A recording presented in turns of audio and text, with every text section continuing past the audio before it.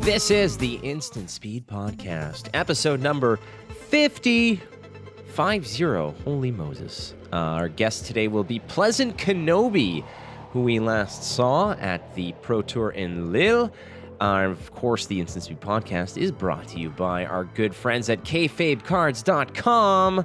Oh yes, Kayfabe Cards is the place to go for your flesh and blood needs, but not just that. They got Pokemon, they got Magic, they got a whole bunch of cool stuff. But trust me, that is a great place for you to go check out your own singles that you need, cards, sealed product, a whole lot of stuff. I do recommend you go check out kayfabecards.com. That's kayfabecards.com. Good people there. Good people there. And I really wish that you guys go check them out. Today, yesterday, I was reminded, or actually told, that I have eclipsed the 1-year anniversary of Instant Speed. We're here at episode 50, and I had no clue. I was on Flesh and Pod with Logan and Jordan, and they mentioned it to me. They said, hey, you just passed a year. And I said, are you sure? So here we are celebrating 1 year. It is episode 50. We have an amazing guest, but I'm only going to spend a brief second here to thank you who have supported me, supported the podcast, supported the game, and have brought a tremendous positive atmosphere to what I do. So thank you for what you do. Thank you to Markthius, the producer, to Alias V, who produces the show as well on occasion, to everybody who supports this, my patrons and just my friends. I love you all. And to another 50, hey, why not? See you there, I guess. All right, let's get to the actual facts, friends. The Nationals Week 2 have wrapped up. A plethora of big names winning some big tournaments, capped off by, hey, I have to start off with my boy Tariq Patel. He was on the podcast last week talking about it. We were joking around how I was going to win the event, but he ultimately won the event, who currently, as of recording this on the 20th of September, 2022, is the dual champion. He's owning North America right now as the reigning U.S. national champion and the reigning Canadian national champion. So congratulations to Tariq Patel winning Canada on Oldham. We also had Plamen Marikov in Bulgaria winning on Bravo Showstopper. We've got Christian Kurla in Croatia, also on Oldham. Zdenek Matura in Czechia on Dash. Mikko Iraksinen, in Finland on Icelander. We have Stefano Cecca in Italy on Briar. Mario Abrantes of Portugal on Oldham. Onika Lucian from Romania winning on Dorinthia. Max Dijkman from Spain on Viserai. And George Roger of the UK on 5. So quite the array of different heroes to be played, and still another weekend of Nationals to resolve. So eyes will be on that. I will be casting the U.S. Nationals in Charlotte, so you can take a look at that as well. Armory kits for October have been released, and it's not just pretty pictures, friends. There's some cool stuff to take a look at, such as a new hero like Yoji. The Royal Protector, a Guardian. It is a Blitz hero, a young hero. Lots of implications for PvE or multiplayer, as it would be called. The ultimate pit fight stuff, but more so PvE, as it's basically a hero that can tank damage for other heroes. Pretty sweet. Also, there's a Blessing of Aether is the rainbow foil full art that is being also promoted. And what's cool is that one of the playmats, the Player's Champion playmat, is Imperial Edict is what it's called. New art, new title, new card, question mark? Probably. So cool stuff coming through. Blazing Aether, Yoshi, and Imperial Edict are some of these sort of little leaks that are coming out of this Armory kit. And I want to talk to you also about the Columbus Battle Harden that is going to be taking place October 21st and 22nd, as a 22nd, 23rd. In Columbus, Ohio, being put on by Realm Gaming. And Realm Gaming have done 10Ks before. This one is no different, but it's going to be even better. It's going to be improved. And I am going to also let you know that there is, if you go out there and pre-order their playmat, if you plan on going to the event, if you pre-order their playmat, it's $30. You get a entry into a raffle. That raffle, if you win, what does it get you? It gets you one of the seats at the Alpha Draft for free. They're drafting WTR Alpha. You buy the playmat, which is a beautiful playmat for $30. You get an entry into the draft raffle, the raffle for the alpha draft. And if you win, you get free access to the speakeasy, and you get free access to the alpha draft. I think I got that correct. Either way, check out realmgamingnetwork.com. Check out their fall brawl, the battle hardened. There's also a contest going on for a ticket to the speakeasy. At the speakeasy, well, there's a cash bar and there's unlimited drafting. All you can draft.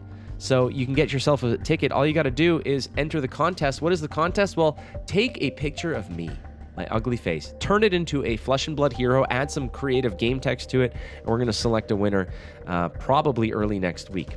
So you want to be doing that. So check it out. You see this right here? Bing! This kind of thing. If you can make one of these with unique text, tweet it at me, tweet it at Realm Gaming Network, and we'll make it happen. So there you have it. Again, our guest today is PleasantKenobi. We're talking about Magic versus Flesh and Blood. Is Flesh and Blood a challenger? Is it in its own space? Is it still seen amidst the Magic community or the community at large as a flash in the pan kind of thing, a scam, if you will? Well, we're going to talk to PleasantKenobi. He was so well connected with the Magic community as well as getting his toes wet in Flesh and Blood. Here we go. The Instant Speed Podcast welcomes a well-known voice in the card game world. He's best known, obviously, for his contributions to Magic: The Gathering, but also for blasting 90s karaoke like an absolute pro and just terrorizing French karaoke bars. He's been a fan of Flesh and Blood for quite a while. Welcome to the show, PleasantKenobi. How are you, my friend? Hello. Thank you for having me. For the record, by the way, I don't like karaoke. I have to get very drunk to get into it. So I have to smash margarita after margarita, and then eventually the karaoke takes over. But I'm good, my friend. Thank you for having me. Oh, you're very welcome. And that was the other thing, was that you basically started the margarita-based conga line, and actually, Yes. and you closed it out. You were like this human centipede of margaritas, just constantly. I firmly believe that the margarita is the spiritual drink of all card game players. So if you are at an event, a calling, a GP, a Pro Tour, whatever, I believe the margarita should be your drink of choice. And I want to propagate that further. The margarita is the spiritual drink of all card game players. Why? I don't know. I just started drinking them. You know, you got to have a brand and all that. So I suppose. I mean, if you want to, pick a flag bearer for that kind of thing, I guess a margarita's okay. It's salty, right? That's probably let's go with that. Because you meant to have salt on the rim. That is a margarita, right? Yeah, that's good. You kind of hit it spot on there. I think that's perfect. I should have led with that. It took me too long to figure that one out, but never mind. We got there though. It was a journey. I mean, Frodo didn't hit Mount Doom in a week, dude. Like, it took a while. No, it took several margaritas and several failed car trips to a local tournament with his friends in tow. That's why they couldn't just ride the Eagles, because they were drunk. You can't drink and fly. Yes, that is true. That is an actual law I saw. Tolkien wrote that law. They changed it for Rings of Power, and people online are angry about the changes. It's just, that's it. Rings of Power. Among others. Drunk drivers everywhere, flying all kinds of stupid things. Your involvement with Flesh and Blood it hasn't been recent. I mean, people may have just been, introduced to you at Pro Tour Lille, but your origin story, let's say. I mean, everybody knows you and Magic, but where did that transcend into Flesh and Blood? Can you give us a little bit of the background so people can get well acquainted? Oh god, now I've got to think of when it was. It's pre-Tales of Aria that I started opening some packs and stuff. Basically, I showed some interest in it because a viewer who does not want to be named, they sent me the hero decks. So I think I tweeted about it on the off chance of this game actually looks quite nice, because what I tend to observe with new card games is that their art assets tend to suck. And that's not their fault. New card games don't normally have the budget of Magic, for example, right? Oh, I think I tweeted something like, "Oh, the art in this game actually looks good," which is a change for a new card game. And then a viewer of mine sent me the hero decks, but this is when the hero decks were sought after, the original precons. They were still quite expensive, and people were telling me not to open them because they're collector's items. So I just opened them, and me and my wife played some games. I was like, "I'm here to play, not to collect." So that was when was that? Maybe, I don't know. I feel like Crucible had come out at that point, maybe, and then time went on a little bit. Prof did his Learn to Play video around then as well, I think, which got me interested. The Professor turning Community College, my podcast co-host. And then I was speaking about it on social a bit, but hadn't done a video. And then I think I said maybe on social that I was going to do a video about, is it a scam? And that's when Legend Story Studios reached out to me and says, do you want us to send you some product? They didn't say anything about trying to skew the video or what I should talk about. But they're like, if you're interested, would you like some stuff to open? And I was like, yeah, definitely. to send some stuff out. I put out the video, and that's where I went from there. And I've been a very casual player because I haven't had time to get to Armories, and the Armories are normally like an hour away from my home. So on a Friday after work, I'm like, I could just go half an hour to play Magic, or stay home and play Magic because of digital. So only recently have I started thinking about going to Armories because some have opened up in stores near me, and a lot of my old Magic friends who used to play competitive around me have started playing Flesh and Blood instead. So yeah, that's kind of where I came into it. And you're still kind of, I don't want to say puttering about. You're still definitely involved in it. Obviously, your bread and butter is with Magic. Like that's just the obvious part. But and there's no animosity there. But that might not be what the overall sentiment is, and we'll get to that shortly. But ultimately, you were invited to Pro Tour Lille. You showed up at Pro Tour Lille. That's where I met you. First of all, this is my own ignorance because networking and nepotism. I was hey man, I'm Flake in Flesh and Blood. Who the hell are you? That was absolutely that is definitely, if anybody wants to describe me, arrogant is totally the way to go. But I didn't know who you were. First of all, who kind of coordinated a lot of our endeavors and a lot of our fun, kept referring to you as Vince, and I was like, I don't know who Vince is. Like, who the hell is Vince? I'm like, that's cool. I think I had actually spoken to you at the venue. Prior to that, we hadn't met, but I didn't know who you were or whatnot. I was just like, oh, it's another cool dude. Like, this guy's awesome. And I'll make the assumption that people won't know who I am because someone, was it you that told me about being world famous in Japan? That phrase, was that you that brought that up at the weekend? It was not me, but I was around that conversation. I think someone said big in Japan. I've never heard this before. Yeah, so I've heard big in Japan before, but this is like I never understood the idea of being world famous in Japan. So the idea is, people listening don't understand this. It's the idea that like in Japan you might be unable to walk down the street without being not spotted, but go to any other country and no one knows who you are. And someone made that joke about you're world famous in Magic, which is very much the case. So if we go to a Magic event, people tend to know who I am because I float around a lot. I'm very vocal. The podcast is pretty big and stuff. But then when I go, even at Magic events and elsewhere, I just try to assume that people don't know who I am. Because when I go to Flesh and Blood events, or more recently Warhammer events as well, I got really into that, I just assume people don't. And I think that's the best way to do it. So I assumed you didn't know who I was when we first spoke. So I'm not actually offended. Oh, that wasn't the move. But like when I eventually, Az was like, oh, PleasantKenobi's coming to meet us at karaoke. First of all, to all the people who bailed to karaoke, shame on you, because we had an absolute boss-ass time. Fuckers as well. People were being cowards. Oh, I've got to play in the Pro Tour. I've got to commentate on the whatever. You should have. It was a blast. The invite was open to all. It was good stuff. It was, and some people showed up, and that was great. But when we met, and after that, it was just like, it was good times all the way around. But you at Pro Tour Lille, you got a chance to hit the desk and whatnot. What was your overall assessment of what a Pro Tour in Flesh and Blood looks like? You've been to so many other majors, in Magic. How does it compare? What was your assessment of like the atmosphere and just the event in general? It felt very reminiscent of both, because obviously the Lille was a Pro Tour and a calling attached to each other, right? So that in the room you'd walk a few meters and you'd be in the other part of it, as it were. It felt very much like the callings and the Pro Tours that I've been to in Magic. Although normally the Pro Tours in Magic are a bit more cordoned off, perhaps just because the size of the events is still a bit bigger at that point. I don't know. But it felt very reminiscent of that in terms of the people I spoke to, the way the community were, the attitudes towards, like, it's funny, sort of the grinders that I knew from Magic who've now moved to Flesh and Blood. And it's the same conversations in many ways, but it's just like replacing Tarmogoyf with ways to beat Briar or whatever the conversation was. So very, very similar, if I'm honest, but also interesting because Magic has those sort of things because of its pedigree and its long-standing organized play and its history and its legacy. And Flesh and Blood is still a relatively new kid on the block, right? We're like, what? Are we 3 years in? I think we're approaching it. I'm not entirely sure necessarily. I keep thinking it's longer now because the pandemic stretches everything out. So I'm like, oh, Flesh and Blood's been around for years now, and there's like it's only like 3 or so. Anyway, the fact that a game that has got way less of that legacy is holding events like this is either a testament to the community itself for how keen they are to get these things going and being involved, and perhaps a testament to Legend Story Studios for actually promoting and going out of their way to encourage this sort of thing, right? So similar, but that's not fair just to say it's similar, because one of these things has a long-standing like legacy that causes this, and the other one is like the new kid. So right, and part of it is also just the fact, like, I get it. There's like fatigue of just being locked up in your house, where anything you could have put on a cattle, competition. Like it could have been just like judging livestock, and people would have been there with their foam fingers and going absolutely bananas. Doing side events with like chickens and stuff. I don't know. That's the analogy is dead. The comparison I really want to make is like, so I've been to a lot of Warhammer tournaments in recent time, and I think Warhammer's like it's a bit different because tabletop war games, a lot more space that's needed, right?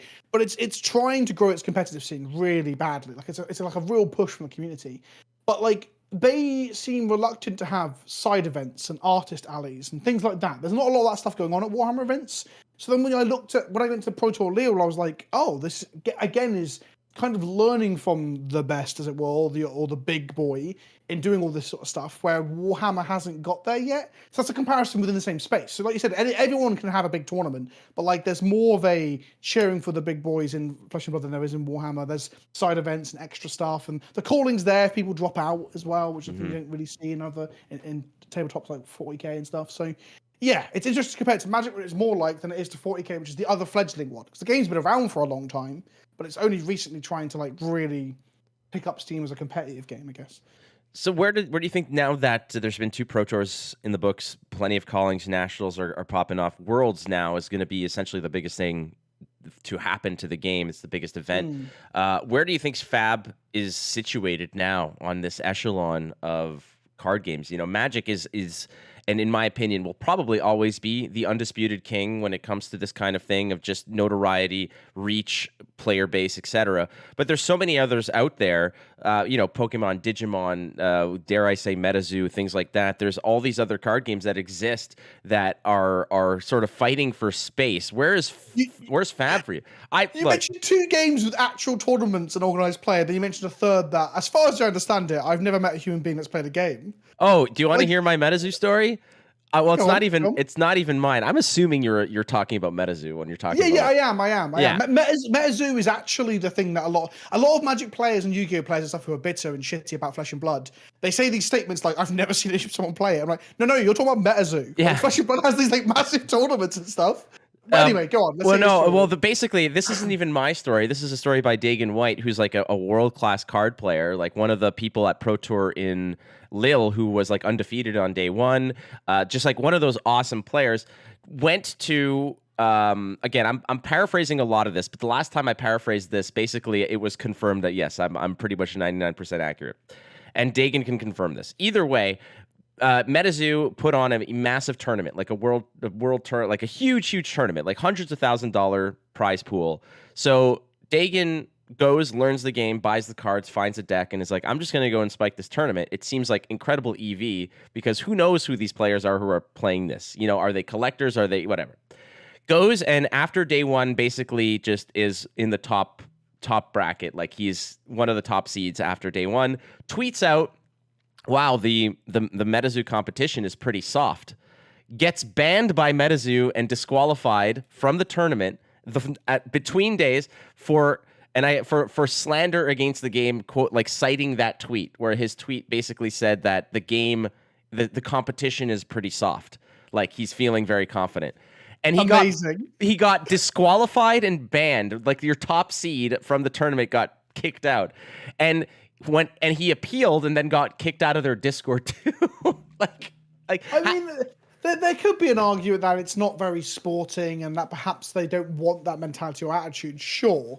But I do think a disqualification and a banning is pretty harsh. And also it's another way to soften your tournament if you're kicking out the best players. Of course. Yeah, absolutely. It's like this it's not spicy at all. They're just proving him right. They made it softer by removing him. Basically. But anyways, so yeah, you're right. Like because I know people in the Magic space. I know people from even like I said, the tabletop wargaming space and stuff that also play card games. And I know people that have gone to the recent Pokemon National stuff in the UK.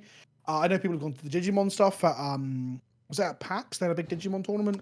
I think so, yeah. I physically know human beings who I've met and spoken to and played card games who have gone to those things. I've never met an individual who's gone to a Dagan White, that's the one. But it seems like it was like he was in Narnia, because he woke up and like it never happened, like to him. Like it felt like a dream. Like he went there, crushed it, and then he woke up outside of the Matrix is essentially what occurred to him. So he just woke up in the shower in his little dream. Basically. Yeah. Flesh and Blood's. So it seems like the people that it's attracting that I know and met at the event and stuff like that, you have got a wide gamut, but I guess I'm meeting a lot of people at the Pro Tour, so we're looking at the top echelons here, right? It's a lot of people who were ex-grinders for other games or people who really like competition. So I think Flesh and Blood is definitely at the moment aiming itself towards what I would call the entrenched player and towards people who are looking for like an organized play environment. And in many ways, that's what they picked up the torch that Magic dropped, because you said about Magic always being the big boy. But in terms of competitive play, they just scrapped organized play entirely, right? They supported it badly, scrapped it, and now they're scrambling to bring it back again with our next Pro Tour coming up. So Flesh and Blood kind of picked that up, and I think that's a strength. But I also wonder how they then, and even if they want to, even if they care to, court the casual crowd, right? Because there's ultimate pit fight and stuff like that, but I don't know, I haven't played the ultimate pit fight, so maybe it's like the most fun thing in the world. But I just see it as like it's just an attempt to be commander for Magic, and I don't know. I wonder if casuals get into it. I wonder if people come into Flesh and Blood as it being their first card game, you know? Yeah. Or whether it's people who come from other card games. It feels like, I mean, just the point of entry into the game, you know, the blitz decks are very simplistic, and that can sort of hurt the game and also like help it if it's a very basic deck, and you know you get someone new who's just learning it. It's easy to also get bored by very basic and simple decks. Is a lot like that was one of the risks that. When I was playing it and I was introducing it to people who were seasoned card players, like when I started playing, I was like, this seems very basic, until you dig into it and you find, you know, better cards and better equipment and more intriguing heroes. But the people who I've introduced the game to had the same conversation with me, which was, it seems very simple. I'm like, well, the deck that we're playing is very simple to learn the rules, but like, let me show you the nastier stuff. And then it got a little bit more, to use really? So you think newer players have found the game simple? Because I think the Flesh and Blood might be more complicated than most card games that I've played, at least at a base level even. So not complicated is not the right word, because like the basics are simple to understand, but like every card gives you like at least 3 decisions, right, per card usually. Pitch, defend, attack, or whatever. So then you get like this sprawling tree of decisions to make that I think can lead to like decision. My wife is not a seasoned card game player. When I introduced her to the game and got to sit down with her, she was like, I don't know what to do. There's just there's so many things to read and options to make at any one time, which I think is great. I think that's like a positive. But my wife was like, there's a lot. So players that have played card games and whatnot, like their main concern was like, okay, so it's just attack, defend, and like you basically, all right, like if I'm taking 7 but dealing 9, you know, that's a fair trade, and I would rather do this and that. And again, this is based off blitz decks that were constructed, you know, back in Monarch or back in, you know, Arcane Rising or whatnot, where there was a lot less. The equipment was basic. It's just basic blocking, you know, very little in terms of decision making off the equipment as well. And it's like once you integrate things like Crown of Seeds and a lot more, specialized equipment that really enhances the ideology or the archetype of a particular hero, that's when it gets a little bit more, a lot more greasy, and people can get on it. But it's like this. It's a difficult point of entry for a seasoned card player to take the basics and say, this seems. You know, I get what it's trying to do, but there's nothing really gripping me. You know, you're not playing Magic with, responding to stacks and this and triggers and whatnot, where there's really margins where you have to hit the target spot on to come out ahead. It just seemed like attack, defend, and whatnot, and that can be detrimental to seasoned players. But to newer players, it's hard to find that right balance. But in terms of Flesh and Blood, in comparing to something like Magic, to Digimon, to Pokemon, to Yu-Gi-Oh, where is it? Like, is it up there? Is it rubbing against Magic? Is it lagging behind? I think they're sweating a little bit. I mean, I do wonder. I joke, and I don't know how true it is. I wonder how much Flesh and Blood's success of having an organized play scene and the grinders going across to it and old pros from Magic going across to it, how much of that encourages Wizards to actually pull the finger out of their arse and reinstigate a competitive organized play? Because they can, for people who are listening to this who haven't been paying attention to Magic or have never paid attention to Magic, they canned the whole system at one point, and we just didn't know what was happening for like several months. It was kind of a dark days, like, oh, Magic is just 4-player multiplayer now, is it? Okay, cool. Yeah. Cool. So it's back now, and I do wonder if it is like, Digimon. They probably assumed that Flesh and Blood would die, and it didn't. And now they've got a tournament circuit, and they probably assumed that Digimon we were flash in the pan, because for the longest time when a new card game showed up, it just died, right? Card games just did not survive, and that's part of the outside looking in attitude towards Flesh and Blood, MetaZoo, Digimon, and any other card game that's come out in recent times. Although, like I said, MetaZoo probably deserves it in some ways. But people assume card games will die. So I think that this not dying and actually starting to go like strength for strength, and Digimon also not dying and also being supported by its parent company that doesn't normally support its products for very long. That's another one, right? I think that probably, again, I have no thing to point to prove this, but I have a feeling that puts a fire under their ass. It makes them have to be like, oh, maybe we can't. Maybe we're not too big to fail, and we have to care about our competition actually taking space that we had. Like, for example, Magic was always like the premier competitive card game, if we're honest, right? More so than Yu-Gi-Oh, more so than Pokemon. Absolutely. And now it's like, where's the Pro Tour? We haven't had one in a while. Like, it's crazy. So I think Flesh and Blood is like there on the competitive side of things, but that's kind of like part of the market, if you will. Because it's a weird thing where Magic is becoming more about 4 people at a table playing Commander than it is about 2 people playing Standard or Modern, right? Sure. And I wonder, that is probably the future of Magic for the most part, like a big part of it. And I also think that might then change the card gaming environment as well, where people either have new formats like Ultimate Pit Fight, or new card games we see come in the future might even try and aim for that board game space. Let's 4 people sit down like a game of Monopoly where it's not all about winning and stuff. Will Flesh and Blood ever really get into that? Because that's the casual side, right? It's 2 different sides. That's the casuals who never want to go to a tournament. They find tournaments actually a bit like daunting and scary. And then you have the competitive side, which is like tournament grinding, prizes, EV, like you said, the famous card game term that anyone who doesn't play card. If I say, "Oh, that sounds like good EV" to a friend of mine who's not into card games, like my friends from school, they're like, "What are you talking about?" Yeah, well, it's these terms that sort of eventually bleed into your daily vernacular, and people are like, "What the hell are you talking about?" I'm like, "Hey, the Big Macs are 2 for $1. That's pretty good EV," you know. And they're like, "The hell are you talking about?" I'm like, "Don't worry." Even getting a 2 for $1, it's gas, top decking, and yeah, raw dog in it, you know, off the top. People Send are like, it. "What?" Send it. Absolutely. Yeah, one-time dealer, and they're like, "What are you talking about?" I'm like, "Never mind." Yeah. But yeah, so I think Flesh and Blood is in that space where it's like it's really like chomping at the competitive side of card games. But I do wonder what the overall plan is for like casual. But then at the same time, do they even need to give a shit about that at present time? Because in some ways, hyper fixating on this idea of getting like the more entrenched and franchise players of card games who like the complexity of what Flesh and Blood brings to the table might just be the right way to go initially, and then you expand from there when you've got characters that people resonate with, and you know, maybe comic books and extended media and shit later down the line to get casuals more engaged. I don't know. So from the Magic perspective, you're sitting there and, you know, a new game hits the block and it's Flesh and Blood. And I'm not talking about from the community perspective. I'm talking about like Magic, the, you know, Wizards and whatnot. Like you mentioned, at a certain point, you got to feel like you're confident. Like you've seen this day in, day out. New contenders enter the ring and just get absolutely throttled after a couple rounds. And Flesh and Blood just seems to be sticking around. And, you know, and like you mentioned, like lighting a fire under their ass. Like I feel like Magic to a certain degree felt like it could, not that it could do no wrong. It's made poor decisions. It's made bad business decisions or whatnot, but it felt like it was just bulletproof. That no matter what would happen, Absolutely. yeah, it would just constantly be there. And shedding a lot of the competitive prize pool money and the competitive scene and the circuits, and just completely trimming this back. Having a secret layer every full moon, like there was just constantly one of these being popped out every now.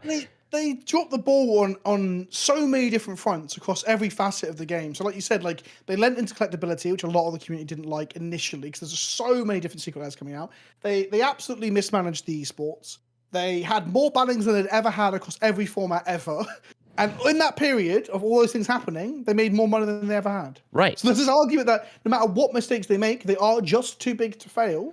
There's the old axiom of best. What Flesh and Blood players won't agree with this, but like best game in the world ran by the worst company in the world. I don't agree with that statement, but that's the kind of feeling that the community has with it. So yeah, they can just do whatever they want, and no matter what they mess up, people will still buy the cardboard crack. They're driving a tank through like an open field, and like whatever's in their way, they're just going to crush it. And you know, whatever they destroy or you know the bad will that they might gain, it doesn't matter. They've got momentum and an Abrams tank just crushing through a village. So it's like there's nothing that can stop them, whether they take the right path or just charge through a field of poor sheep and just crushing them all. Like it doesn't matter because they're going to get to their final destination and then they're fine. What is that destination in this metaphor though? Doesn't matter though. Their destination is that there's a carrot on a stick in front of them and it's money and they're just going for it. I was about to say perhaps the destination is the line always going up. No. Which it does. Like the line always does go up, it seems. They just seem to make record profit after record profit. Well, that's the thing. And trust me, I've worked in corporations and major companies where there was record profits every single, year after year. Hey, another record profit, but we're still cutting things and making poor decisions. It's like, okay, like, I get it. Like, we're doing nothing for everyone else. We're just raking it in. And it's just, it is what it is.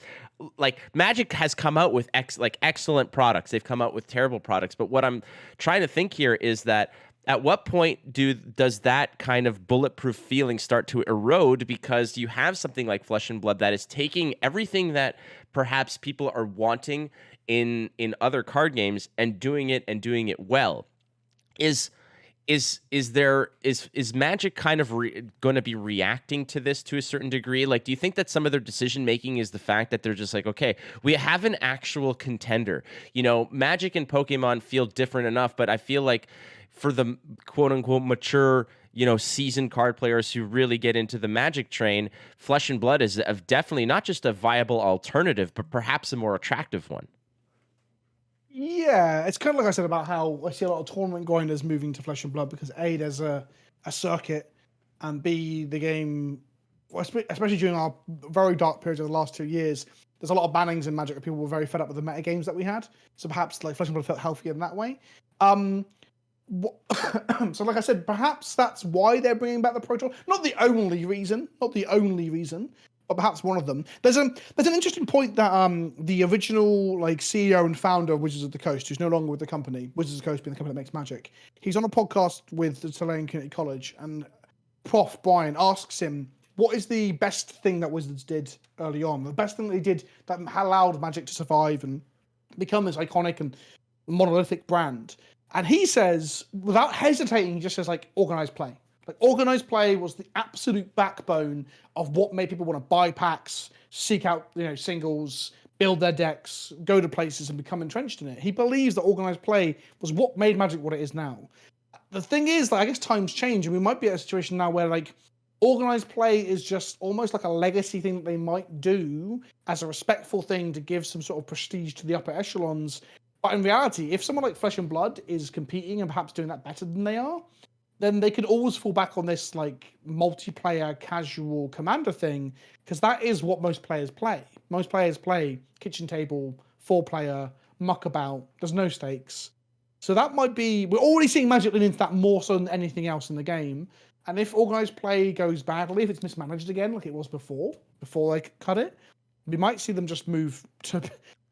Organized play might just be ladders on the digital client, and that's it. No big tournaments, and then we just see Commander become the front of Magic. And I will be very sad for that. Yeah. I've always loved going to tournaments. Events are part of the meeting people at events, even not competing, but the gathering around those events is great, right? Well, the beautiful part about this is you think about it, for example, we just had some nationals go down. There's going to be another nationals, US nationals this coming weekend, and all the other nationals. It's just that there's people who have traveled hours and hours, hundreds of kilometers to attend these things without even having an entry into the main event. They just want to be around the community, which is a great thing.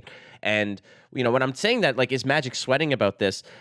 It's not necessarily sweating in the sense oh my God, are we going to go out of business in 2 years because we have a true competitor? That's not the concern. The concern is are they going to lose some of that luster from just the competitive standpoint? Because a lot of Magic have though, right? There is already an element of that. All the grinders from the South Coast that I know either no longer play Magic because there was no competitive thing, and they just disappeared to other games. Just don't play games like that anymore. Or the handful of ones that I bumped into 2 of them at Lille. I didn't know they're going to be there, and I was a long time no see. And they're like, oh yeah, we play Flesh and Blood now every weekend down at Southampton. And I was like, oh, interesting, because if that's happening now, I can go down there. But yeah, so I think that's already happening with the really entrenched players. So how does this affect now the overall stigma? And My involvement in Magic, I got into the game at Dominaria in like Oh, 2018, I you're a think. baby, a I newbie. absolutely. I got in. I collected back towards like Aether Revolt and all the way up to, I think I stopped after Eldraine. War of the Spark turned me off of the game. I tried to stay relevant and play standard and stuff like that. I just could not. It just wasn't for me. I play Commander now with some of my friends, like the Alias V and those. These are people that I play on occasion. But I've sold a lot of my singles. It just, it wasn't for me. I love the game, but I feel like there's still, in the Magic community, is there still doubt? Like at the time when Flesh and Blood came out, my other alternatives were digital games like Gwent, Hearthstone, etc., or paper games like Magic. I didn't really want to invest in anything else. So I kind of kept a little bit of tabs on Magic and such. And it seemed to me like at the time when I got into Flesh and Blood a year and a half ago, there was a lot of doubt about the game. MetaZoo had like just sprung out as well. A lot of people thinking, there's a lot of these cash grabs that are occurring. Now that we're at this point where, like you said, a lot of people are kind of migrating to this game from the competitive standpoint. They still might play Magic, casually, but this is their bread and butter now in terms of competitive play. Is there still a doubt after 2 Pro Tours, multiple callings, national championships, of Yep. Worlds that's going to go down? What is going on about this? Like, why does this still I don't exist? know. I did so the Flesh and Blood videos that I'm doing, for people who don't know, tend to be big tentpole like talking point things. So I'm not doing deck techs or new set releases or whatever. I've done like 4 Flesh and Blood videos at this point over the course of the last year or two, and they're normally like big things like, is it a scam?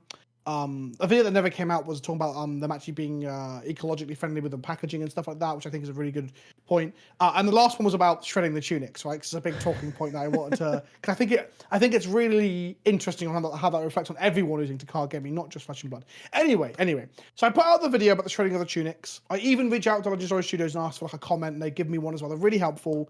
I talk all about it. I compare it to another controversy where Gordon Ramsay shot a goat and ate it. Sounds like it doesn't make sense, but I think it did. Anyway, do this video, and I think it's really rational, and I think it's really interesting. And then the comments, not overwhelmingly, but a large portion of the comments were, who cares? Game's a scam anyway. I'm like, you haven't watched the video, you haven't engaged with the topic. Where are these people coming from? And I think eventually it will go away, although at this point it's almost like mimetic. It's almost like a thing that people can jump onto without having to give any thought to. It's a very simple, like, soundbite. It's a scam, right? But I think it comes from 2 places. One is innate tribalism, like my thing is better than your thing. And we've seen this since the beginning, like for the last 30 years, we've seen people defend Yu-Gi-Oh!, Pokemon, and Magic vehemently. It's Nintendo versus Sony. It's like your football team versus someone else's football team. And it's childish and it's lame and people need to stop doing it. That's the first one. The second one, which I think has more weight and more power and is harder to get people out of because they don't grow up, is like the sunk cost fallacy, right? No one wants to try another game because they've already spent too much money on Yu-Gi-Oh! Or Magic. And this is something that I find really frustrating in all tabletop spaces, is that people don't want to try other card games because Magic is there, it's monolithic, it takes up all the news media space, all the content creators deal with it. It's the one that everyone spent their money on. And we see this again in the tabletop wargaming space. That there are no other miniature games that get any space compared to Warhammer. It's monolithic, it drowns them out. And people are scared. And to be honest, even myself, who's got more time, more energy, and more money in the sense that it's part of my job to be able to try other games out, even I don't do it. I am fearful. The reason that I didn't come to Flesh and Blood till like 3 or 4 sets in, or even give it a go, was because I was like, well, if I give it a go and it dies out, I've wasted my time, energy, and money. And that happens a lot. We know that happens a lot. We've seen it with like the Dragon Ball Z card game, the Final Fantasy card game that was making waves and just got like axed. Fantasy Flight axed their games all over the shop. We see this happen quite a bit. So I think there's that. People have already invested in these card games. They've got these huge legacies. They can already find all the content for it too. Like, who wants to play a game if they can't just go online and find the information they need immediately? Or get a game immediately? This is the other reason I couldn't get a game locally, and digital was like Tabletop Simulator at the time. I think the first one is like, people will grow up eventually. The young fans will always be like it, the older fans will get over it. But the money thing, or the time and energy thing, is a harder nut to crack, right? Well, especially when there's so much invested already, and it's not like these are cheap things that you can No.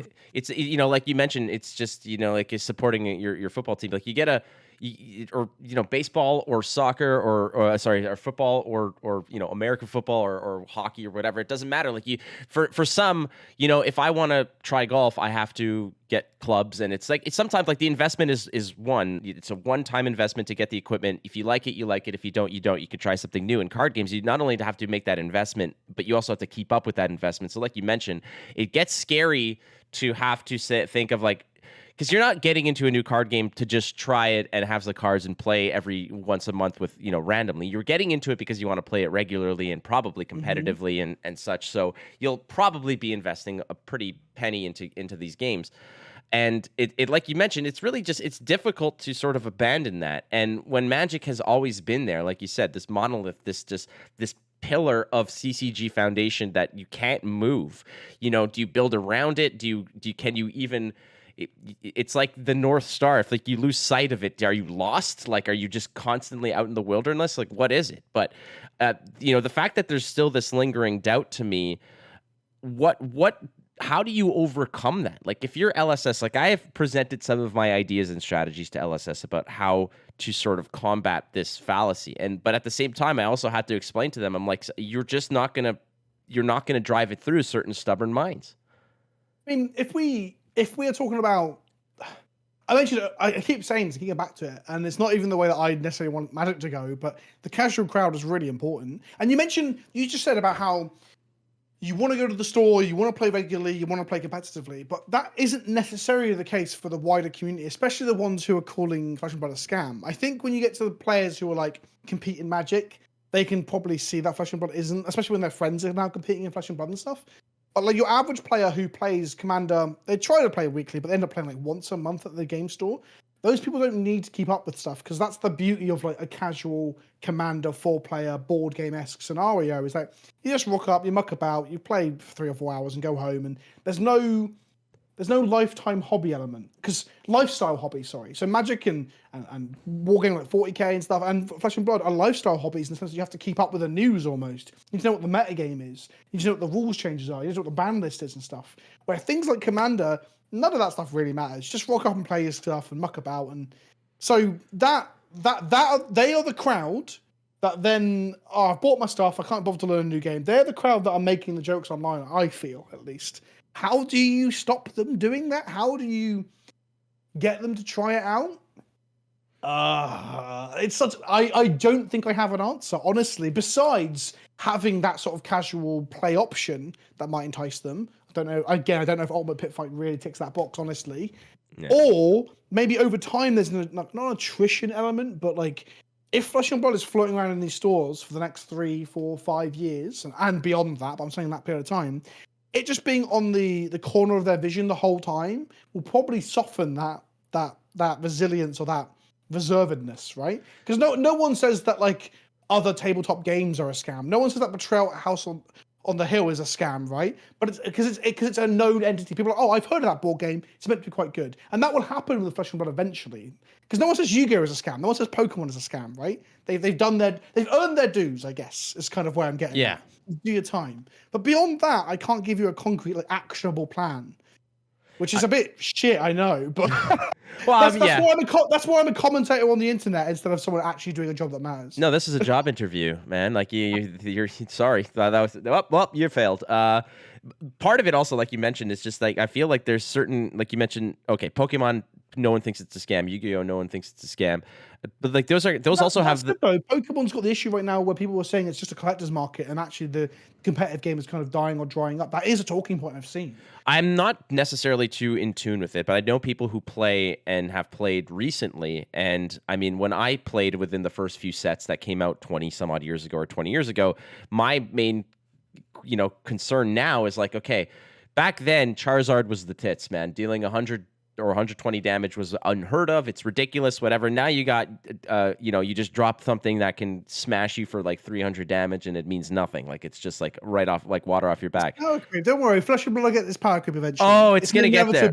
Absolutely. We're going to have like Katsu VMAX nonsense. It's like, your Kadachis do 5 each and stuff like that. It's like, what the hell? Like these are, it might get there certainly. I was scared when from the outside looking in, by the way, when Tulane got released and went to Living Legend faster than anyone. It was Tulane. Was it Bravo? No, was it Showstopper? There or was Tulane? Bravo Which one went from like Showstopper. release to show to Oh, that was Legends Bravo real quick? Showstopper, and Yeah, it was like 1 or 2 tournaments away from actually getting retired within like the first ban, like the first ban cycle. Okay. So when I was reading about that, I was like, "Oh shit! Is this just a mistake? A mistake's happened, or is this an indication of where hero design is going?" Yeah. Because the latter, that is scary. I was like, I'm telling people that Flesh and Blood's good, and people are like, "But Vince, they're already banning stuff." That was someone on my Discord said, "Oh, they've had their bannings now. That's it. The Pandora's box is open as they start to ban stuff, and it hasn't happened." Is that the main symptom? Like, is just the banning a card, like with the death sentence here? Well, look at Magic, right? Magic went for a very long time, did very well, and very rarely banning anything. Like we're talking like in standard, we had bans in like 97 and like 2013 or something, right? Like real far apart, very few. And then over the last 3 years, the last 2 years before this one, we've had a good period. They may be, of course, corrected. We had like 16 bans in like 8 months or something. And then it's like 30 odd bans in like 12 months. And it was just insane. And everyone's like, oh, we're in like the death throes of competitive Magic where they're just constantly power creeping and things getting bad. We have moved away from that. We haven't become Yu-Gi-Oh! Yet, it seems. But yeah, that is a fear. That's a fear people have, right? Like Eldraine in green to me was like an absolute like terrorizing. Eldraine was the beginning of the just nonsense for 2 years. Yeah. So, but when it comes to these games, for example, not thinking that it's a scam. Yeah, there's other controversy or there's other talking points like you mentioned, especially in secondary market, right? That's the other one. That's certainly another one, of course. And like a lot of these games just get off the ground because of the secondary market. Like, you think people read the rules of MetaZoo when they initially bought like all those things? Let's be frank as well. Flesh and Blood is where it is now, no matter what you feel about reserve list collectors and expensive cards. But like without the collectors getting in on it, without Alpha Investments getting in on it, Flesh and Blood probably wouldn't have survived to the point that it is now. So those things are important, of course they are. But also people looking on the outside looking in, unfortunately, and I have no problem, people are going to think I hate Rudy at this point. I don't, right? My interaction with Rudy so far have been relatively positive, right? His fans, on the other hand, can be very, very catty. But I can say the positive things about Rudy, and there'll be a comment on this being like, oh, he hates him. Anyway, unfortunately, Rudy has a bit of a negative like stigma around him because he is an investor, right? And those sort of things, again, bring more doubt to it. So I'm saying you can get people to soften to Flesh and Blood over time, but not if every item legendary. Sorry, not legendary. What's Fable? What's Tunic and those are legendaries. Yeah, they're legendaries. Yeah, legendaries. If every legendary is like $100 or $200, outside looking in, it's a very hard pill to swallow. So I think accessibility and like reprints is another way to get people to be like, oh, they care. Because then if people think the company care about that, then they can get in and play. Right. Yeah, well, they've reprinted a lot of these key cards like 2 or 3 times. Like you can get a Tunic in 3 or 4 different products now, and it's like you can open one up. Still 140 euros though, right? It's still, I mean, it's again, but at the same point, you want to go out there and, like, I was trying to make this comparison, and this wasn't a criticism, but people, when the Tunic thing came out and everybody's like, oh, they're shredding cards that people need that are X amount of dollars or whatever. And I'm like, in my head, I was like, dude, like if I want to buy a competitive standard Magic deck, I need, 12 dual lands that are going to put me back probably $300 or $400. Like that's, how is that different for, like you said, it's land, Yeah, so the point there though is that like standard is meant to be, so standard is the latest few sets, right? That's meant to be the accessible main competitive format. Quite frankly, I think it's boring as shit, and I like the old ones where the decks are expensive, if I'm honest. But there's meant to be an accessible in onboarding point, right? Flesh and Blood's got that with Blitz, maybe, but even then Blitz uses half this gear, right? Blitz half the life totals. It's half the life totals in 40 card decks instead of 60. But you can still play legendaries, right? Yeah, you can play whatever the hell you want. Okay, so it's still not any more accessible because you still need to buy the expensive staples.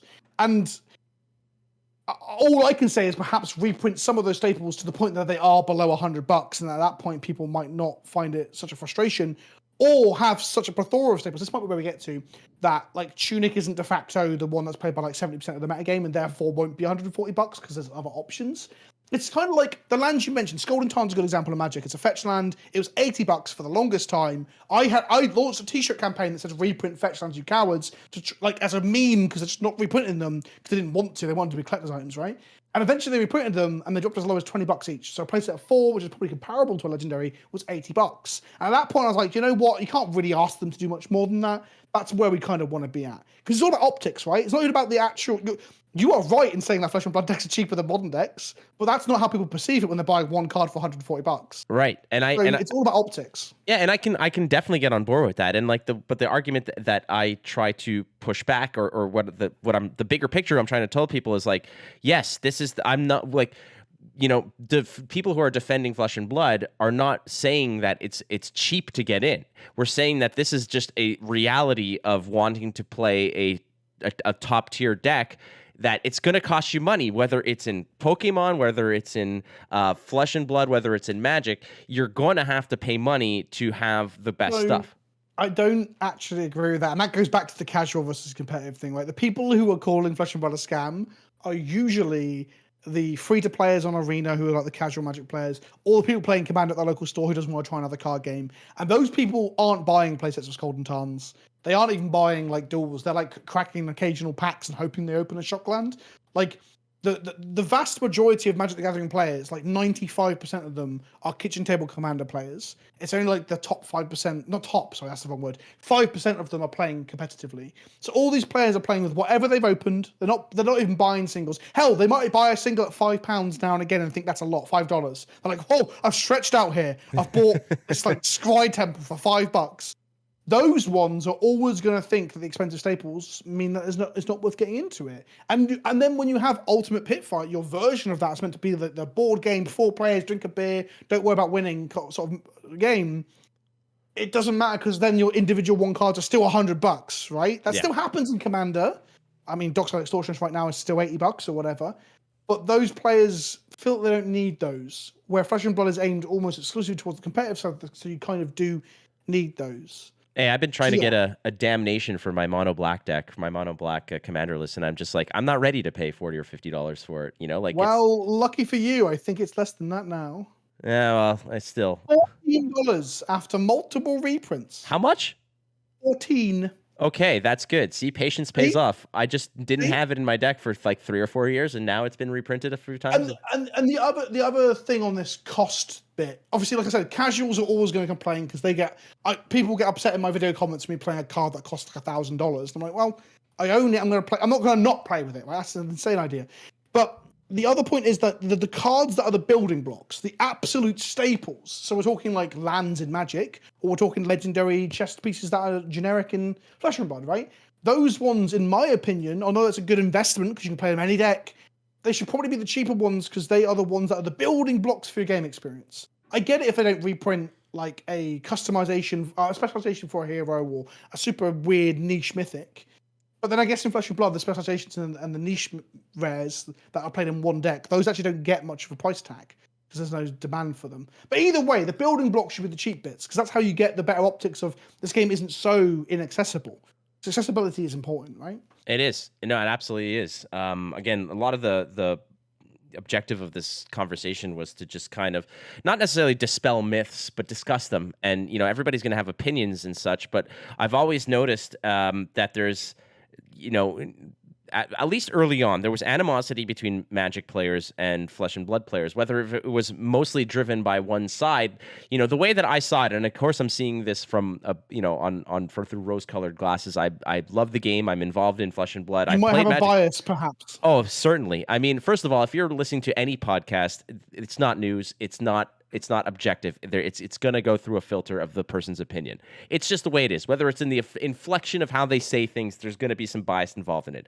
Ultimately, I have always seen this as Magic players that have always been the ones poking the bear, whereas Flesh and Blood players have just been like, dude, let us enjoy our shit. You know, like, it's fine. Like, you do your thing. Absolutely. You don't have to like it. But like every single opportunity that there was LSS has screwed up in a lot of cases. A lot of things have been messed up, be it in card design, organization, set releases, collectability, price points, whatever. There have been mistakes, as there have been for so many other games. But it just seems like all the good stuff that's going on in Flesh and Blood is completely ignored and not Of course discussed. it is. Exactly, because you want to, if you're throwing something to stick at the wall, you're not, dipping it into that nice little Teflon good feelings. You're sticking it into a pile of snot and dirt and throwing it at the wall. Like, that's what you're doing here. We just had a card revealed today for Magic where people on my Discord, I think, are overreacting and being. I'm just like, any excuse to be angry at Wizards, right? And they're like, no, that's not the case. Like, no, it is. This card is not that complicated or difficult, but you're all acting like it's the end of the world. And I think that's the case for and then when it's that, and that's internally to the game they like. So when it's other things outside of that, they're like, oh, this is a good thing to poke the finger at or laugh at. And but you see it in Magic, my friend. Like I will post talking about, I don't know, Commander, the casual format of video, and the comments are full of like, I'll keep your competitive mindset to Modern and Legacy, you try hard, you sweaty try hard. So even within Magic there's tribalism between formats. Maybe it's human nature, maybe it's a bunch of nerds that got burned at school like I did, and now we're like, now when you're in Magic you're in the in group because you're in the game that can't fail, so you're like, oh, I'm gonna punch down at all these poor players who are in games that are on their way up. I'm just gonna be hitting them on the way. Maybe you've got to pay your dues. Maybe we all got bullied for playing Magic when we were kids, so now we bully you as you climb the ladder. I don't agree with it, but maybe that's what it is. I don't know. Man. I'm pretty sure there's a lot of like college sports programs that got shut down for exactly that mentality of like, oh, welcome to the team, bitch. Like, all right. We're hazing you. We're just, this is all this is. This is Magic players hazing each card game. Metazu didn't survive it or is struggling to survive it. Flesh and Blood's come through stronger. You're a better game now that Magic players have been absolute arseholes to you on the internet for 3 years. But they don't have to be. And like, this is the thing is like, and what I've always tried to say is like, you know what? Like there's a lot of barbs that are thrown at Flesh and Blood from the Magic side. And again, it's not everybody. It's a small portion, but like the internet, 10% of the voice is always at 200% of the volume. Like it's usually how it goes.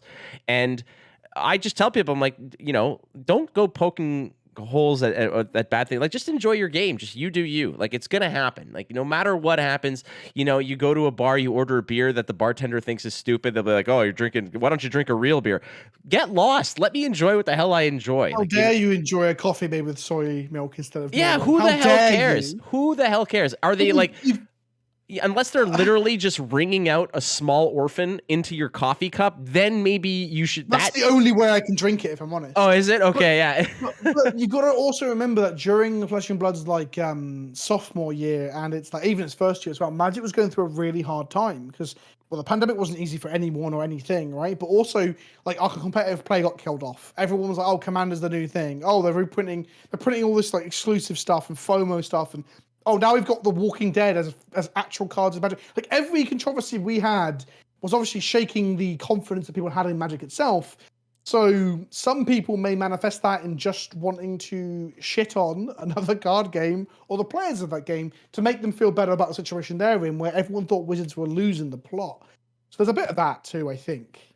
Projection almost. All right, so final thing before we go to some of the viewer questions, quickly. Last thing is, can the two coexist peacefully? Like, and at the same time, is this mostly driven by like the community? Do you think that both entities, LSS and Wizards, are out there to get each other, or is this purely a community driven, kind of Hatfields and McCoys kind of thing?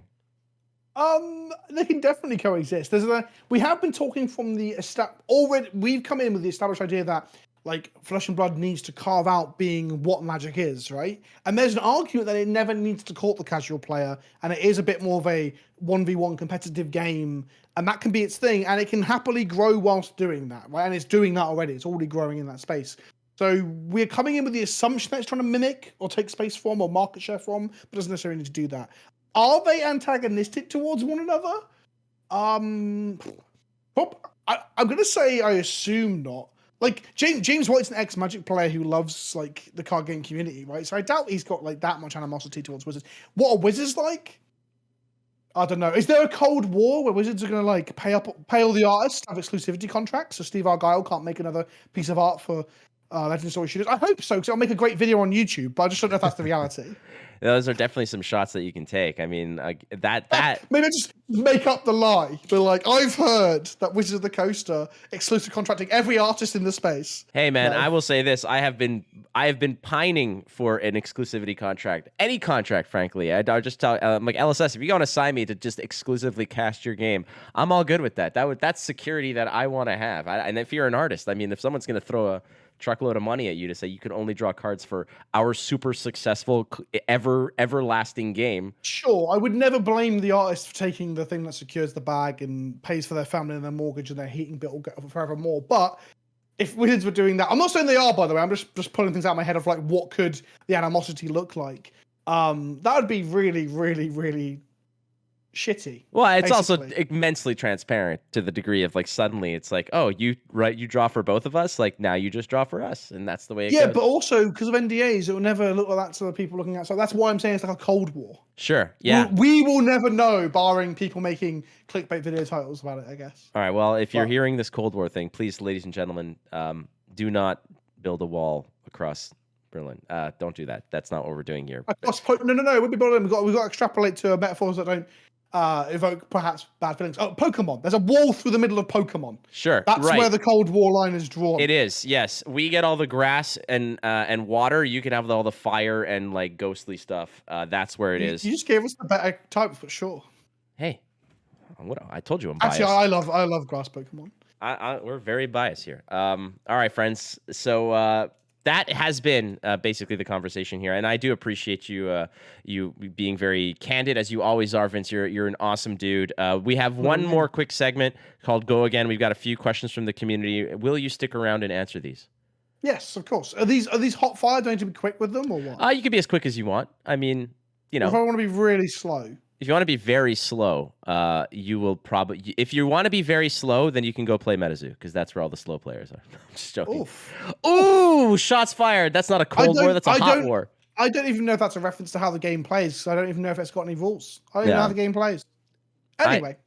I don't know either. I was explaining. Let's stop shitting on MetaZoo. You just told people to let people enjoy what they like, and now you're shitting on MetaZoo. No, I'm not shitting on MetaZoo. I'm shitting on. Just shitting on the players of MetaZoo. Yeah, listen. That's worse, I think. Those poor players thought they're getting in at the ground floor. Like we didn't do anything, man. They're like, oh, I thought this was a game. It turns out it's just a pyramid scheme. Shit. No. We're not saying that. We don't say those words here. I didn't say that. We say triangular structure scheme is what we say. Right. Yes. All right. Collect a market with no game attached. Right. Anyway. we'll be right back, and we'll do some Go Again. Instant Speed is proudly supported by BCW Supplies. If you need protection for your cards, be it sleeves, deck boxes, storage, organizational tools, or hey, are you a comic book collector, a coin collector? BCW Supplies has your hookup. Use the code ISP10. Get 10% off all of your orders. Go to bcwsupplies.com. BCW, protect, store, display. All right, welcome back, friends. It is the Go Again segment. We're going to go wide on Mr. Pleasant-Kenobi. I've got some questions from the community, and like you said, as fast, as slow as you want, my friend. You are the conductor on this train. In control. Yeah, absolutely. All right, first one up from, people pick more legible and pronounceable Twitter names. But Lighurt, Ashvahanguish, either way. Thank you very much for the contribution, saying, where do you see major appeal for players of other TCGs to dive into Flesh and Bloods on the regular, even if not necessarily deep diving? Is the interest kind of capped when people are so invested in other games like Magic and used to the high pace that content displays and the community might be used to? So in general, like, you know, where's the appeal for somebody to dive into a new game, especially like you mentioned, when they're so invested in something already?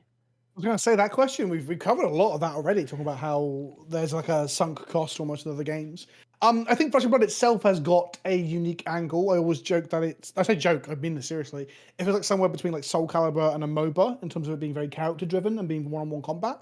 So I think that's something that people should lean into when explaining to their friends, because if they're into fighting games, they might enjoy that. Besides that, why into this instead of other games? I actually think that the bog standard sounds negative, but it's not. Classic constructed in Flesh and Blood is a lot more interesting and choice rich than standard is for Magic most of the time. I think it actually parallels some of the cooler formats in Magic, like Modern and Legacy.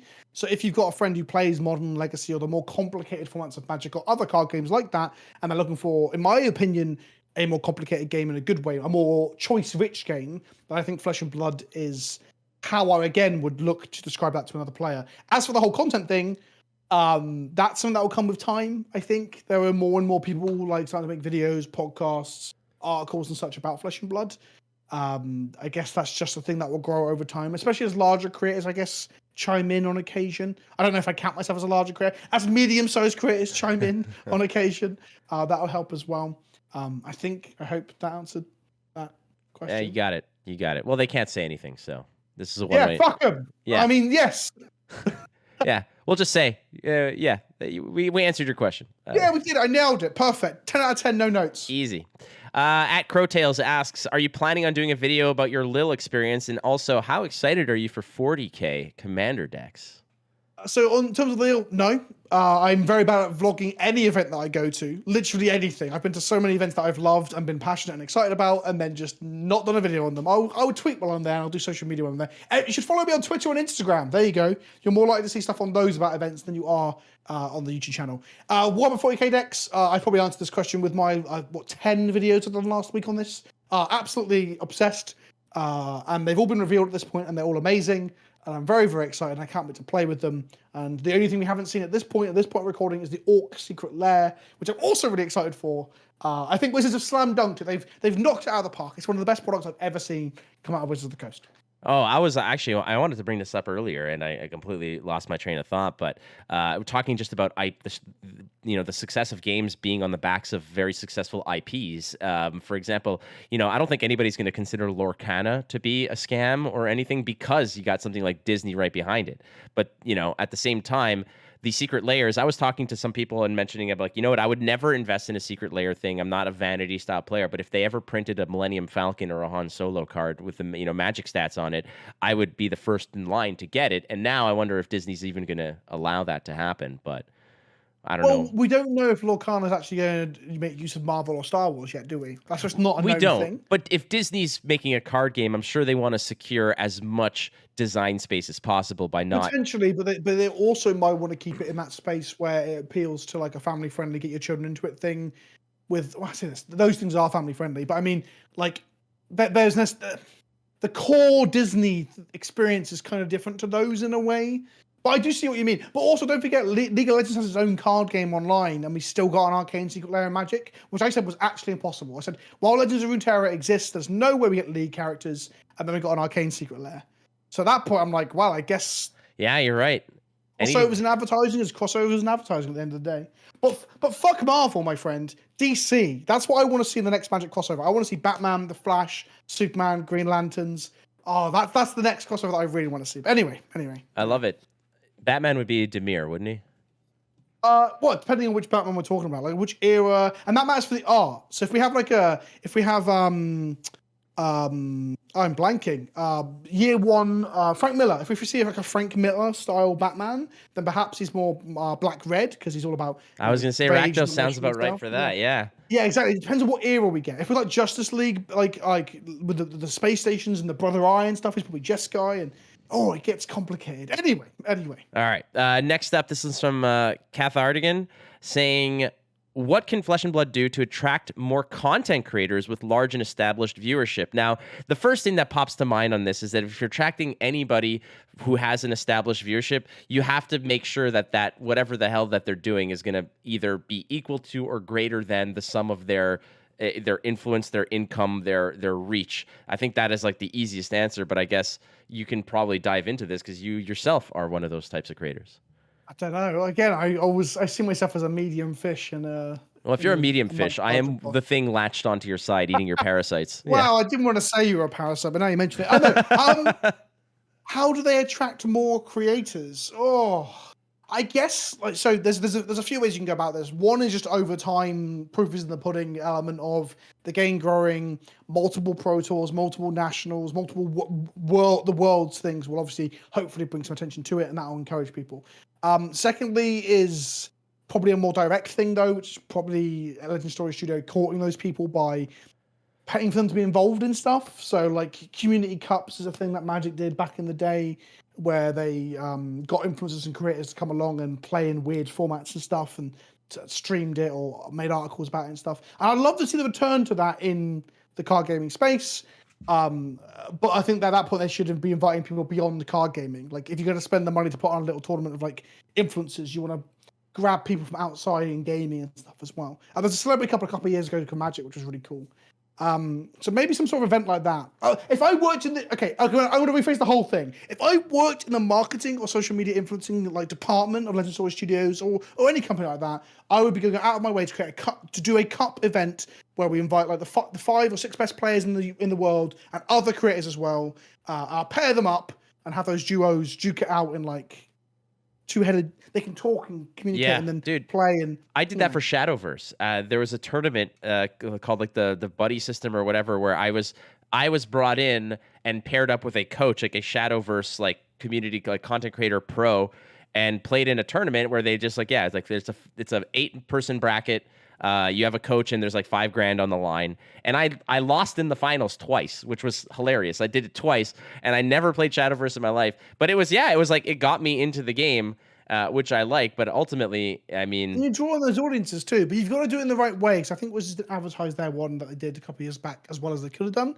And also you want to get like real big names. Like they got like one of like the biggest female Twitch streamer in the UK called Jari on there and stuff. Those are good names to get. I mean, Magic's got Post Malone. Imagine if they got Post Malone to play in a tournament for a card game. That sort of stuff would be the big top end goal, right? Imagine he was just putzing around in Swiss, like just going from table to table, like lugging his bag around. Like that would be amazing. He plays competitive EDH, which is the tournament version of the casual 4-player community thing. And he was at an event before a show this weekend. I saw people that I know who mutuals of mine on Twitter were playing with him. Like loads of people play with him, but not tournaments. Anyway, that's what I would do.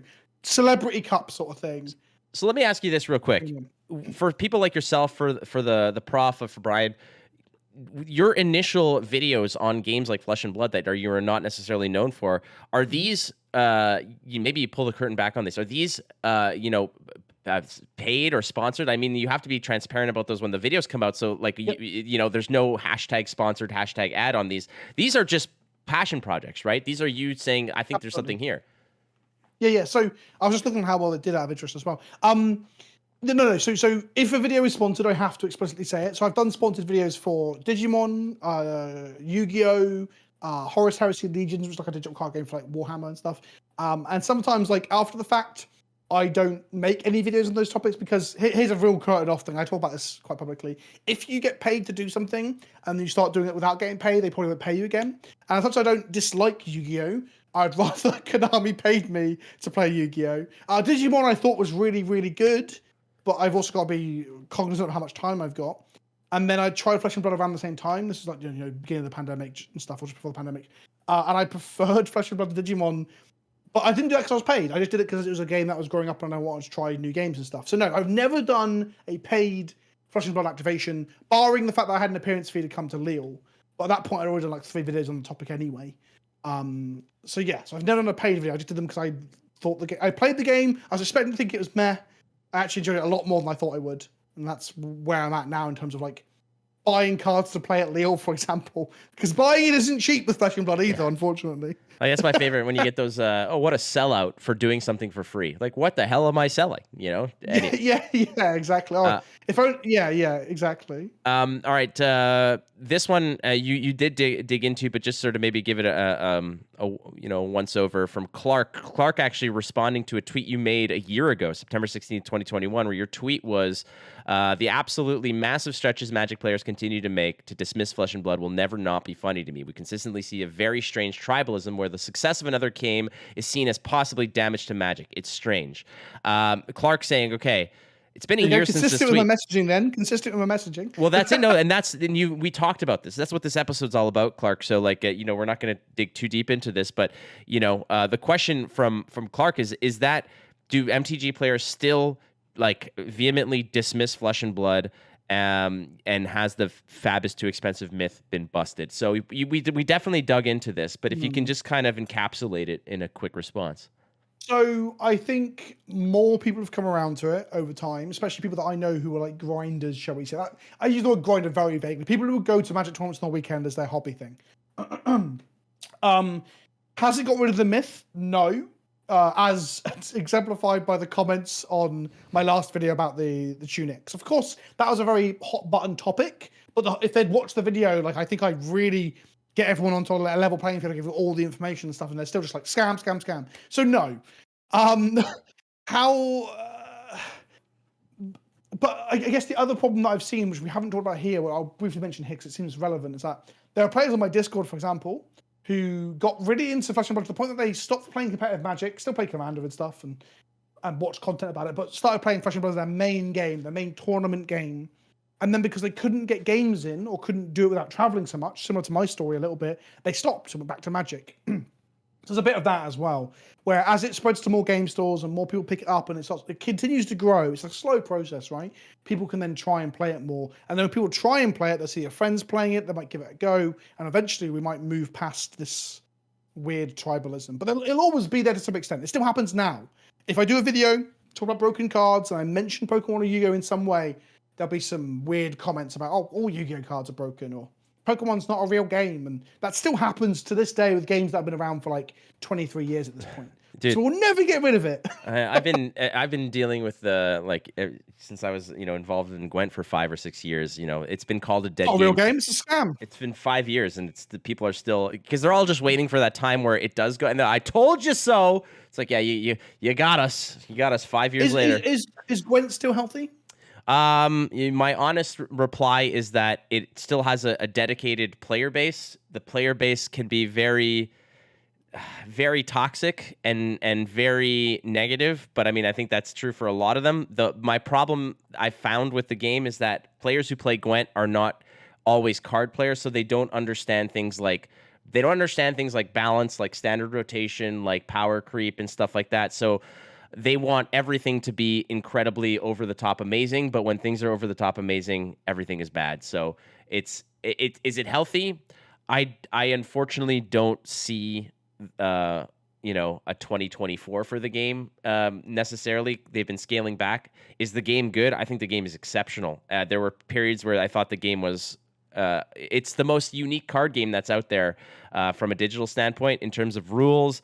It's not a health total game. It's a very limited resource management, strategic game. I love it to death. I just wish that it was what it was. Does it need a Witcher 4? Does it need a Witcher 4 to like kickstart its... The problem I find is like, the Witcher series kind of gave it a little bit more breath because people wanted more Witcher. Anything that hits Netflix, people will be interested in. Like, look what happened. Look what the Queen's Gambit did for the game of chess.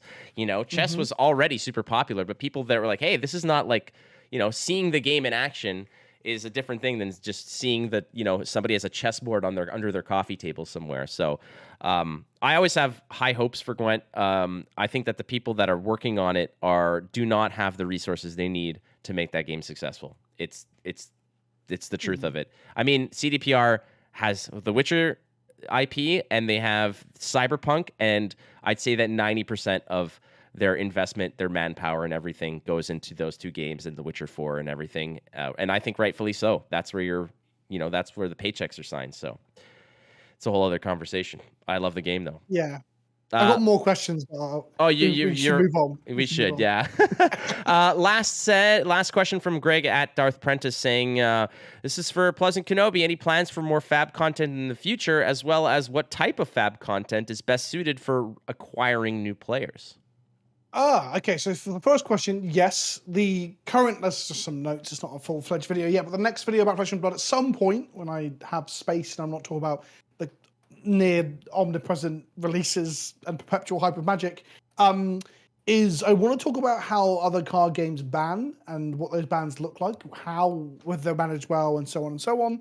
And I think Flake is at the forefront of that conversation because it bans in a very unique way with the Living Legend system. Technically, it's not even a ban. People talk about it being a rotation and so on. There's debates on either way. It's semantics at that point, right? But I think that'd be a very interesting video to talk about in comparison to bans in Magic.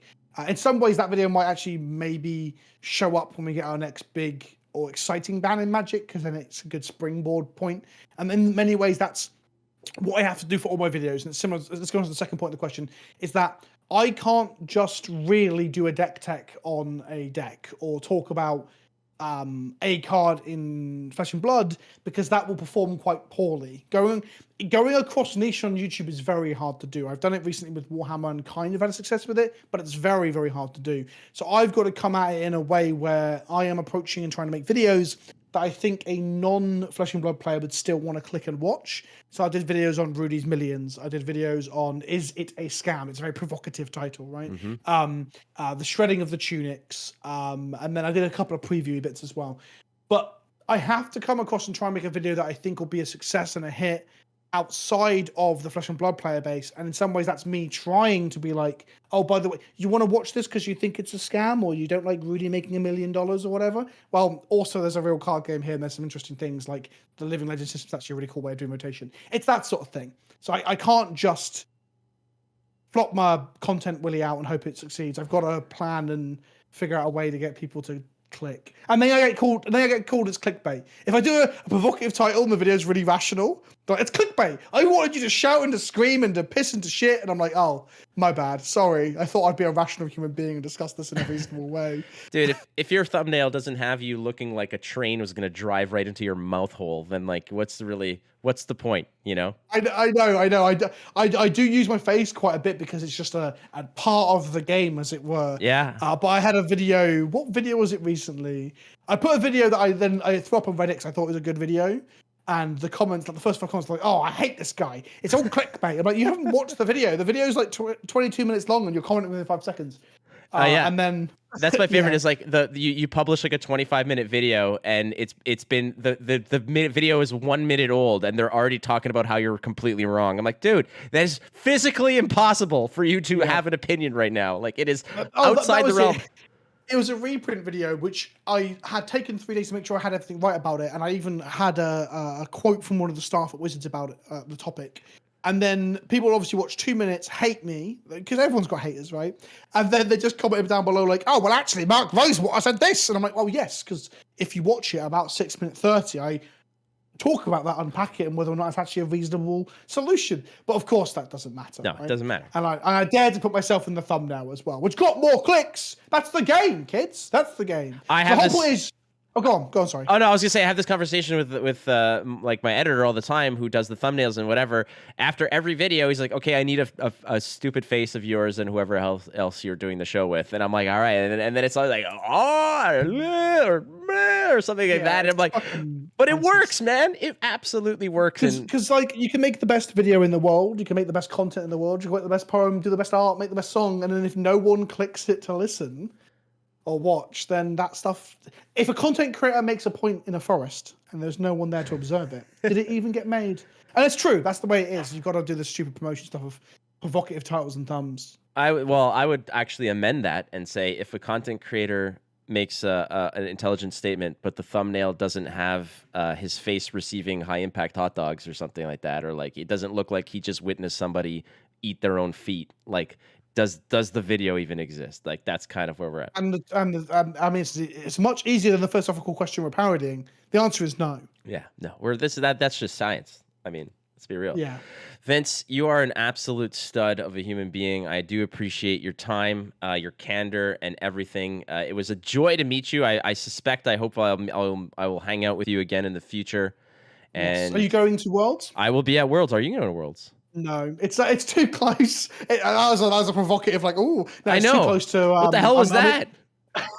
I'm in the US for some other filming and stuff, and it's just too. I would be in the US for too long. I need to be in this office in England and make some fucking videos. Otherwise, I can't feed my dogs. So. I hear you. No worries. I was almost there. I was close. You absolutely breadcrumbed me and then just kicked me out of a cliff. Like that's called blue balls. Is that what it is? It feels like you led me to the gingerbread house and then literally, yeah. Oh, that's nothing wrong. I don't kink shame. We're good. You can edge me until we see each other again, and then, but I expect at full release, my friend. Full release. Yeah. I'll be like, I'll come up in a hazmat suit and I'll be like, go on then. Thank you. Jesus. Okay. All right. On that, we've just upped to PG-13. Yeah. Love it. Dude, you're a legend. I do appreciate you being on the show. If anybody wants to get more of your content, again, you're an absolute stalwart in the Magic community. But for those in flesh and blood who might not know you as much and want more, PleasantKenobi, where can we find your stuff? So youtube.com/PleasantKenobi is the best place to find me. I put out like between 3 and 7 videos a week on mainly Magic, but a bit of Warhammer and other games too, Flesh and Blood. Recently one on chess with the anal bead controversy. You can also follow me on Twitter. I'm very active on there, usually chatting about how much I hate the monarchy and the Tories in England. So if you don't like politics in your games, probably don't follow me there. And then I stream on Twitch TV once a week as well, Magic the Gathering, and occasionally other stuff on other days as well. Twitch.tv/PleasantKenobi. So yeah. Love you. And you, like I, we're not everyone's flavor, but the fact that you're always honest and you are who you are, I appreciate that very much, my friend. So thank you again for being on Instant Thanks Speed. for having me. All right, friends, thank you very much for tuning in to our sponsors, BCW Supplies and KayfabeCards.com, our patrons for keeping the lights on. Thank you very much for your contributions and everything. Don't forget, you're not losing if you're learning, so keep playing the game. We'll call you next time. We're not going to call you, but we'll catch you next time on Instant Speed. See you later.